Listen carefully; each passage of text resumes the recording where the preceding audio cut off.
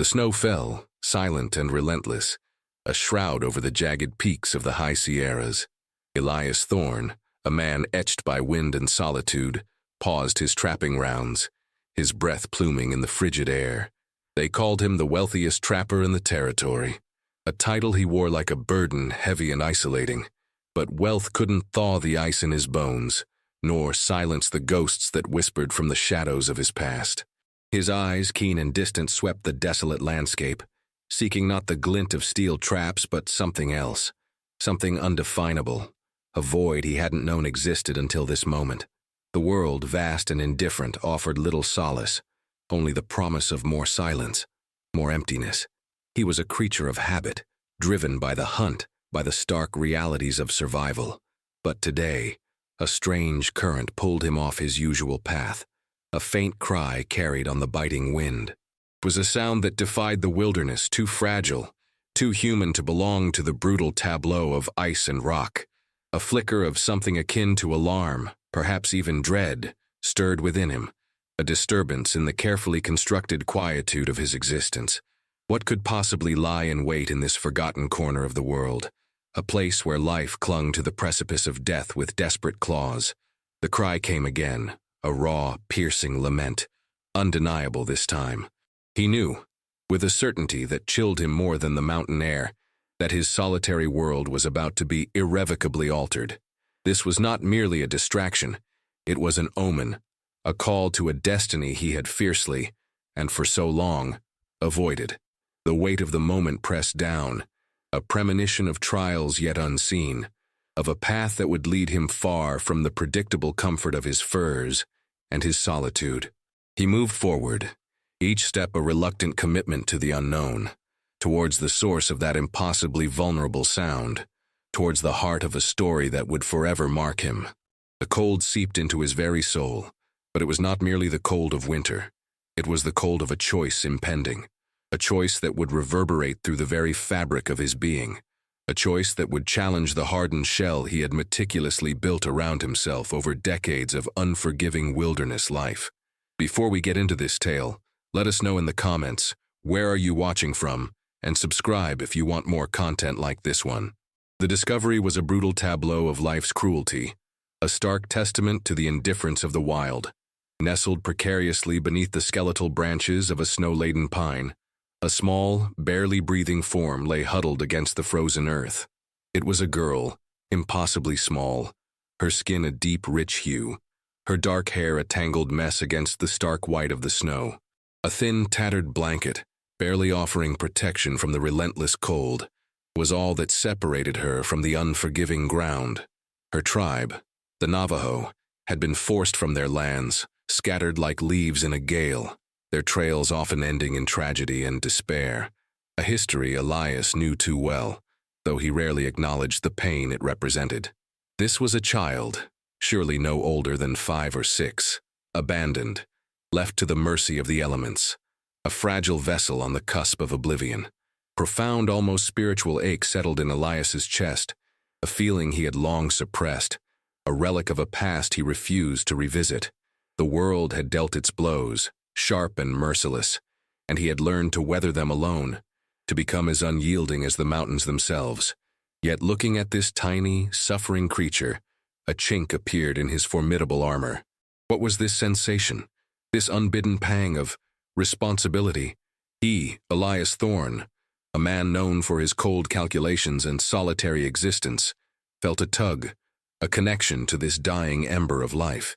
He knelt, his large calloused hand reaching out, hesitant, almost fearful to touch her icy forehead.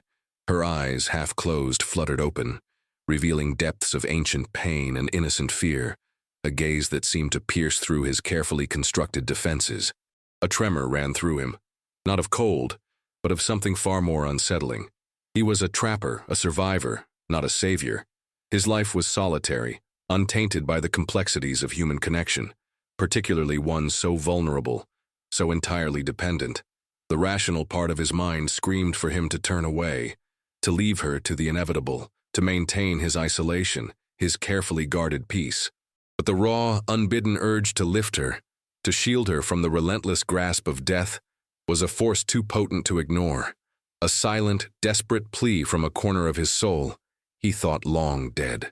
The decision was not made in a grand revelation, but in the slow, agonizing thaw of his own frozen heart. Elias stood over the girl, the mountain wind biting at his exposed face, each gust a whisper of the grave. He was known for his ruthlessness in business, his almost clinical detachment, traits honed by years of navigating the treacherous currents of the wild frontier and the even more treacherous currents of human ambition. Taking this child, a Navajo child, into his home, into his life, was not just an act of charity, it was an act of defiance against the unspoken rules of a prejudiced society, a direct challenge to the biases that permeated every facet of their world. He pictured the faces of the other trappers, hard and suspicious, their eyes narrow with judgment. He heard the whispers from the small, isolated towns, tales of savages and white men gone native, a narrative that sought to demonize anything outside their rigid understanding of order. He would become a pariah, further ostracized, a target for speculation and hostility. Was he strong enough to bear that burden, on top of the weight he already carried? His mind wrestled with the implications, calculating the risks, weighing the sheer impossibility of it all. He had always chosen the path of least resistance when it came to human entanglement, preferring the predictable solitude of the wilderness to the unpredictable chaos of companionship. Yet the girl's shallow, ragged breaths cut through his deliberations, a tiny, insistent drumbeat against the silence of his internal debate. He thought of his own childhood, a fleeting, fractured memory of loss and abandonment, a ghost that still haunted the peripheries of his consciousness. Was this an echo, a chance for a different ending, a redemption he hadn't known he craved? The snow continued its gentle descent, covering the world in a pristine, deceptive blanket.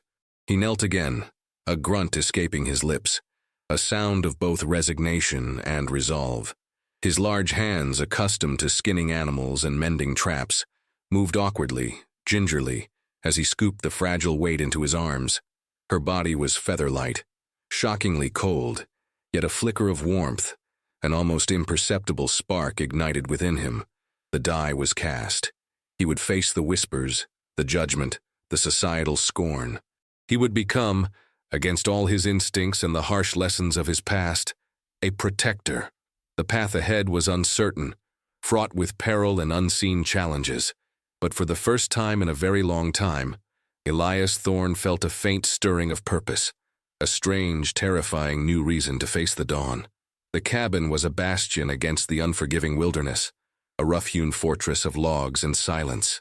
For Elias, it had always been a sanctuary, a place where the clamor of the world outside could not penetrate. Now, with the girl, he called her Nias, a name whispered to him by a dying, forgotten Navajo elder many years ago. Within its walls, the silence felt different, no longer empty but resonant with an unspoken tension. Her presence was a foreign element, disrupting the meticulous order of his solitary life. He watched her from a distance, wary, almost bewildered by the sheer vulnerability she exuded. She was a silent creature, observing him with wide, solemn eyes that held an unsettling wisdom for one so young. There was no childish chatter, no tears, only a profound stillness that mirrored his own. Meals were a ritual of quiet struggle, Nias picking at the food he offered, her small hands trembling, her hunger battling with an ingrained caution. Elias found himself cooking simple, nourishing broths, things he hadn't bothered with for himself in years, his movements stiff and unpracticed. He was a man of the wild, of harsh practicality, yet here he was, tending to a child with a tenderness he hadn't known he possessed. The cabin, once filled only with the creak of settling logs and the rustle of his own movements, now contained the subtle sounds of her breathing, the soft pad of her bare feet on the rough floor, the occasional, almost imperceptible sigh. These were not intrusions but rather new textures in the fabric of his days, subtle shifts that began to reshape his world. He found himself leaving small, carved wooden animals by her makeshift bed, a clumsy attempt at comfort, always when he thought she was asleep or when he was out checking traps. He watched as her small fingers traced the rough contours of the carvings, a fleeting moment of connection without words. It was a slow, arduous process, this forging of a bond between two such disparate souls, a dance of tentative steps and withdrawn gestures. Nia, in her silent endurance, was a mirror to his own rugged resilience. He recognized in her a spirit that refused to break, a quiet strength that defied her fragile form. He saw glimpses of his own hardened exterior reflected in her guarded demeanor, a testament to the harsh realities that had shaped them both. The silence between them was thick, weighted with unspoken histories and tentative futures, a silence that slowly, imperceptibly, began to lose its emptiness and fill with something akin to a fragile, nascent trust, built not on words, but on shared presence, and the unspoken understanding of two isolated beings. The whispers began subtly, carried on the thin mountain air, then grew into a murmur that followed Elias Thorne whenever he ventured into the closest town for supplies. "Thorne's got himself an Indian girl," they'd say, their eyes narrowed, suspicion curdling their faces. The prejudice was a tangible thing, a heavy shroud woven from generations of fear and misunderstanding. In the dusty saloons and general stores, the men, fellow trappers, merchants, drifters, would fall silent as he entered, their conversations dying on their lips, only to resume in hushed, venomous tones as he passed. Elias, a man accustomed to being feared and respected, now felt the biting sting of scorn, though he rarely let it show. He carried himself with the same brusque authority, but the weight of their judgment pressed upon him. He was a wealthy man, yes, but wealth did not buy acceptance when societal norms were challenged so brazenly. Nia, when he occasionally brought her to town, huddled close to his leg, her small hand clutching his trousers, her eyes wide with a child's innocent terror at the hostile stares. She sensed the malice, the unspoken condemnation directed at her, at them both. Elias would pull her tighter, his jaw clenched, a silent promise of protection radiating from him. One frigid afternoon, a group of particularly boorish trappers, their faces red with liquor and resentment, accosted him outside the general store. "What's an upstanding man like you doing with one of them savages, Thorne?" sneered a burly man named Silas, his voice laced with contempt. "Bound to bring trouble, they're all trouble." Elias's gaze, usually unyielding, flickered to Nia, who flinched behind his leg. A cold fury, slow and simmering, began to boil within him. He was a man who rarely resorted to violence without purpose, but the blatant cruelty in their words, directed at this vulnerable child, ignited a spark. "She's under my protection," Elias growled, his voice a low, dangerous rumble that cut through the bluster. "And anyone who forgets that will answer to me." The threat hung in the air, potent and undeniable. Silas hesitated, a flicker of fear in his eyes. Elias Thorne, despite his new eccentricity, was still a formidable figure, capable of swift and brutal retribution. The tension was thick, a palpable threat that promised a future of escalating conflict. The world outside the cabin was not merely cold, it was hostile, and Nia's presence had turned Elias into a target, drawing out the worst impulses of a society steeped in fear and division. The path of his solitude, once so clear, was now irrevocably entangled with the turbulent currents of human prejudice, a dangerous dance he had never intended to join, but one he was now fiercely committed to seeing through. The memory arrived unbidden, a shard of ice splintering in the warmth of the cabin's fire, a sharp contrast to the gentle lull of Nia's soft breathing nearby. Elias Thorne, outwardly stoic, was internally adrift in a past he had meticulously buried beneath layers of solitude and unforgiving work. It was a raw wound, barely scarred, revealing itself now in the quiet of the night. He saw the face of his own sister, younger than Nia, her eyes bright with a fever that stole her breath, her small body racked with tremors.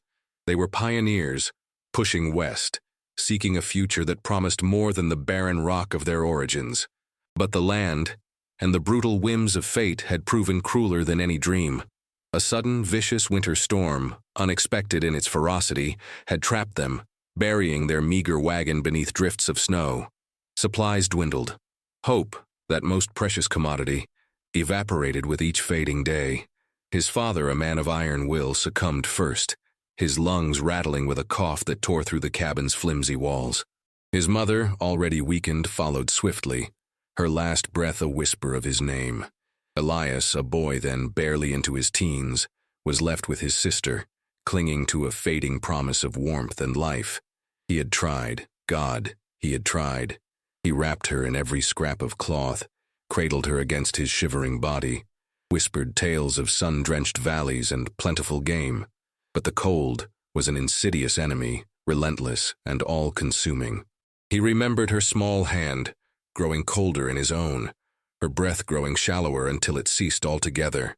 He remembered the profound, suffocating guilt that had settled upon him, a guilt that whispered he hadn't been enough, that he had failed to protect the last piece of his shattered family. That was why he had turned away from the settlements, from the fragile illusion of community. He sought the harsh, honest solitude of the wilderness, where survival was a tangible fight against nature, not a losing battle against unseen enemies like sickness and despair. He built his wealth with furs, not as a symbol of success, but as a monument to his isolation, a barrier against ever feeling that profound, helpless loss again. Now, Nia's fragile form in the next room, her innocent trust, chipped away at the defenses he had meticulously constructed. She was a mirror to that terrible past, a living embodiment of the vulnerable, innocent life he had once failed to save. The fear of repeating that failure, of seeing that same light fade from her eyes, was a gnawing terror, deeper than any blizzard, more consuming than any predator. This was why he fought so fiercely for her, why he defied the whispers and the scorn. It was not just about saving her. It was about trying, in some small, desperate way, to redeem the boy who had watched his sister die, to finally escape the relentless grip of a guilt that had defined his entire adult life, pushing him further and further into the desolate embrace of the untamed wilderness. The years melted into the rhythmic seasons of the mountains, and Nia, once a skeletal shadow, bloomed into a girl of remarkable resilience and quiet strength. The cabin, once a cage of silence, now hummed with the subtle vibrations of her growing presence. Elias, still a man of few words, found himself adapting, his gruff exterior slowly eroding under the constant, unspoken challenge of her existence. He taught her the ways of the wilderness not with tenderness but with the stark practicality of a survivor. She learned to set snares with deft fingers, to read the nuanced language of animal tracks in the snow, to identify edible plants and medicinal herbs. Her senses sharpened, attuned to the subtle shifts in the wind, the distant calls of unseen creatures. She was a quick study, absorbing knowledge like the parched earth drinks rain, her silent dedication mirroring his own. Her movements became fluid, graceful, a stark contrast to the stiff, almost awkward child he had carried through the snow. Yet, as her skills grew, so too did her understanding of the world, and with it a nascent curiosity about her own fragmented past. She would often stand at the cabin window, her gaze fixed on the distant peaks, a silent question in her eyes. Elias sometimes caught her tracing the patterns on the worn Navajo blanket he had found her with, a tangible link to a world she barely remembered. She began to ask questions, not directly about her family, but about the world beyond their valley, about other people, other ways of life. "Are there others like me, Elias?" she once asked, her voice soft but insistent, breaking the usual quietude of their evenings. He would grunt or give a non-committal answer, deflecting her burgeoning curiosity. He knew the truth was complex, painful, and fraught with dangers he desperately wished to shield her from.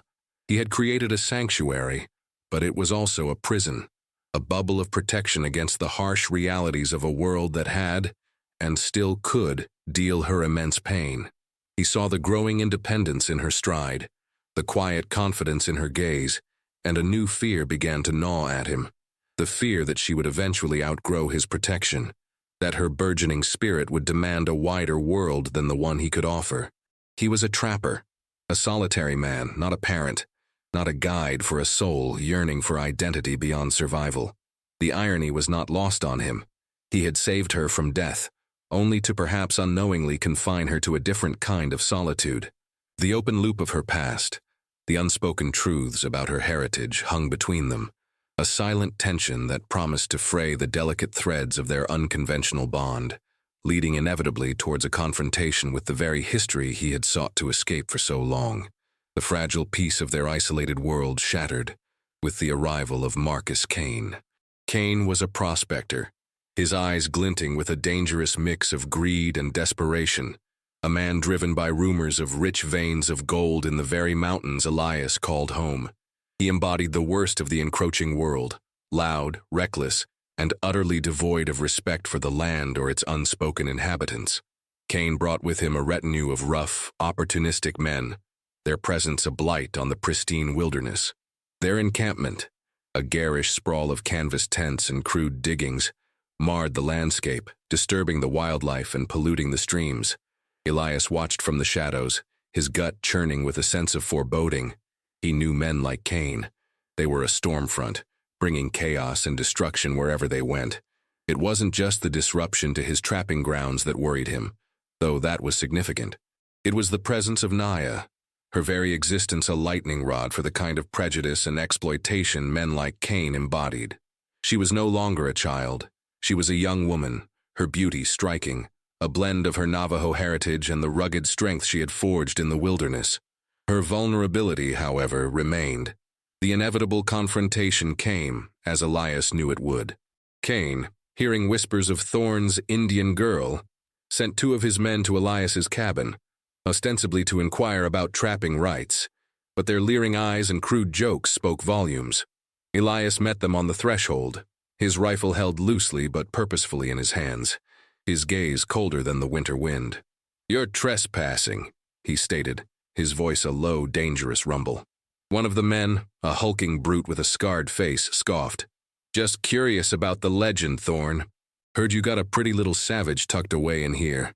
Might be worth more than your furs, eh?" The words were a vile poison, striking at the very core of Elias's protective instincts. His grip tightened on the rifle. Nias, who had been listening from the shadows, stepped forward, her eyes flashing with a defiance that surprised even Elias. She was no longer just the rescued child. She was a woman asserting her presence, confronting the very prejudices that had once threatened her life. Her quiet courage was a sharp contrast to the men's bluster. The confrontation was brief, brutal, and wordless for Elias. He didn't utter another threat. He simply leveled the rifle, the click of the hammer loud in the tense silence. The men, though emboldened by numbers, recognized the cold, deadly resolve in his eyes.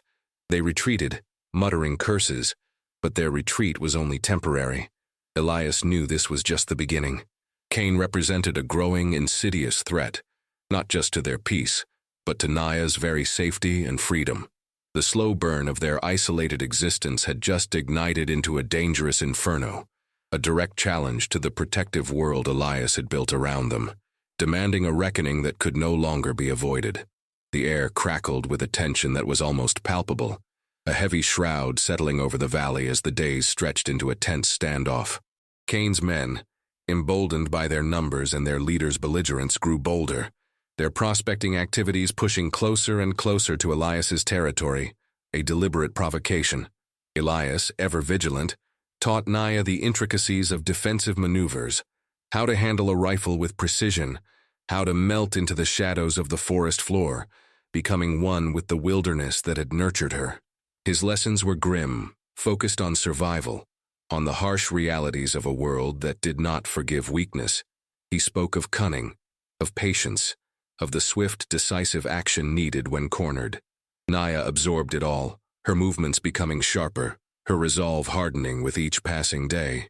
Yet beneath the veneer of training, a different kind of struggle was unfolding, an emotional battle fought in the quiet corners of the cabin.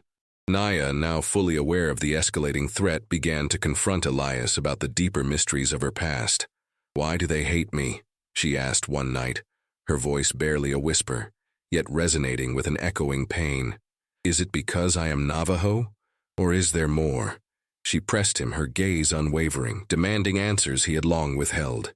The open loops of her heritage, the true circumstances of her abandonment, were no longer abstract concepts.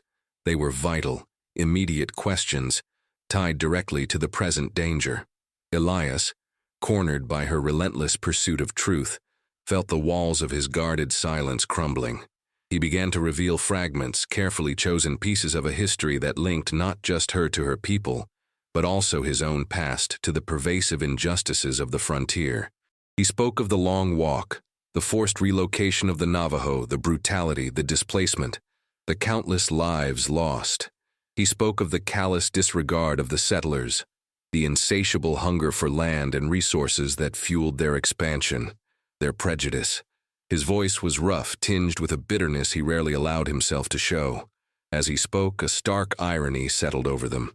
He, Elias Thorne, a man who had sought to bury his own painful past through isolation, was now forced to unearth the traumatic history of a people he had once been detached from, all for the sake of the girl he had saved. The more he revealed, the more Nia's quiet understanding deepened, replacing innocent confusion with a hardened resolve. She wasn't just a victim, she was a survivor, a link in a long chain of endurance. This was not merely about defending their land or their lives. It was about confronting a legacy of prejudice, about reclaiming identity in the face of overwhelming opposition. The impending confrontation with Cain was no longer just a territorial dispute. It was a battle for their very right to exist, a fight against the shadows of history that still cast their long, dark pall over the land and its people. A fight Elias knew they could not afford to lose, no matter the cost, no matter the sacrifice. The climax unfolded under a sky bruised with the promise of a coming storm, mirroring the tempest that raged within them. Marcus Cain, driven by a desperate greed and a growing paranoia, launched his final, most aggressive assault. He and his men, armed and belligerent, marched on Elias's cabin, their shouts echoing ominously through the valley. This was not just a skirmish. It was a declaration of war, a brutal attempt to seize what they believed was theirs, to extinguish any defiance. Elias and Nia, prepared for this inevitability, stood ready. The cabin, their sanctuary, transformed into a fortress, its windows dark eyes watching the approaching figures. The air was thick with the scent of pine and gunpowder, of fear and raw adrenaline. The first shots ripped through the stillness, splintering the cabin's logs, sending shards of wood flying. Elias, a master marksman, returned fire, his shots precise, impactful, each one a testament to his lethal skill. Nia, moving with a silent grace honed by years in the wilderness, provided cover, her own rifle delivering accurate, strategic shots. This was the moment of truth, the culmination of years of quiet tension, the explosion of hidden conflicts. In the chaos, a flash of movement caught Elias's eye.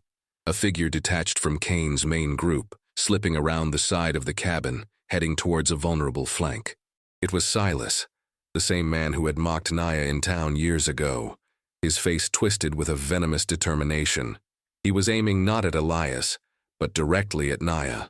A cold terror, sharper than any bullet, pierced Elias. In that split second, the full, devastating weight of his past crashed down on him. His sister's face, pale and lifeless, flashed before his eyes. He couldn't, would not, fail again. Without a moment's hesitation, Elias threw himself forward, a desperate, instinctive lunge pushing Nia out of the direct line of fire. The roar of Silas's rifle was deafening, swallowed by the impact of the bullet tearing through Elias's shoulder. A searing pain erupted, blossoming into a white-hot agony that threatened to consume him. He crumpled, his rifle clattering to the floor. Nia cried out, a raw, primal sound of anguish and fury. In that moment, seeing Elias fall, something within her shattered, then reformed, harder and sharper. The trauma of her own abandonment, the years of silent fear, the protective shell she had built around herself, all converged into a singular, devastating rage. She didn't hesitate. Her rifle rose, steady and unwavering, her aim true. The shot was swift, precise, and final. Silas dropped, a puppet whose strings had been cut. The remaining prospectors, witnessing the sudden shift in the battle, seeing their comrade fall and facing a wounded but still deadly Elias, faltered. Cain, roaring in frustrated fury, ordered a retreat, dragging his wounded men back into the fading light, their defeat undeniable. But the victory was a hollow one. Elias lay bleeding, his breath ragged, the profound silence that followed the gunfire far more terrifying than the noise of the battle. The climax had delivered its devastating blow, a moment of sacrifice and desperate action that had irrevocably altered their world, leaving behind a chilling stillness that promised both an end and a terrifying, uncertain beginning. The aftermath was steeped in a silence that felt heavier than any mountain snow, a quiet that reverberated with the echoes of shattered peace and profound sacrifice. Elias lay on his cot, the raw wound in his shoulder a throbbing testament to the violent climax that had just consumed their world. His face was pale, etched with pain and exhaustion, but his eyes, when they met Nias, held a deep, profound gratitude, and something else, a flicker of resolution, of acceptance. Nia, her own hands stained with blood and gunpowder, worked tirelessly, meticulously, to tend to his wound, her movements precise, her face a mask of fierce concentration. Her knowledge of medicinal herbs, patiently taught by Elias over the years, now proved their ultimate worth. She was no longer just the rescued child. She was the healer, the protector, the one standing in the breach. The full truth of Elias's past, of his sister's death, of the guilt that had driven his isolation, hung in the air between them, an unspoken revelation made clear by his selfless act of protection. His life, a carefully constructed fortress of solitude, had been breached, not by an enemy's bullet, but by an act of love and redemption. He had faced his greatest fear, the specter of failing to protect, and in doing so, had found a measure of peace. The societal prejudices that had threatened to consume them now seemed distant, their immediate survival paramount. The land, their harsh but beautiful home, remained, but it was changed. The scars of the conflict, the burnt earth where Cain's camp had been, the bullet holes in the cabin walls, were stark reminders of the price of their defense, of the unrelenting push and pull between the wild and the encroaching world. Yet, amidst the raw wounds and the lingering tension, a fragile hope began to unfurl.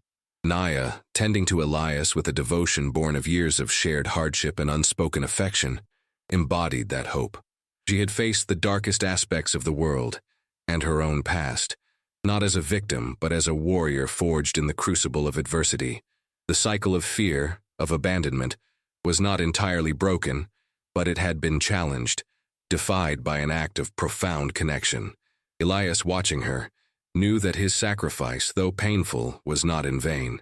He had given her not just life, but a chance at a future, a foundation built on something stronger than solitude. The finality of the confrontation with Cain had cleared the air, leaving behind a stark clarity. The path forward would still be arduous, marked by the enduring challenges of their unconventional existence, but it would be walked together, two souls irrevocably bound by shared pain and unwavering resolve.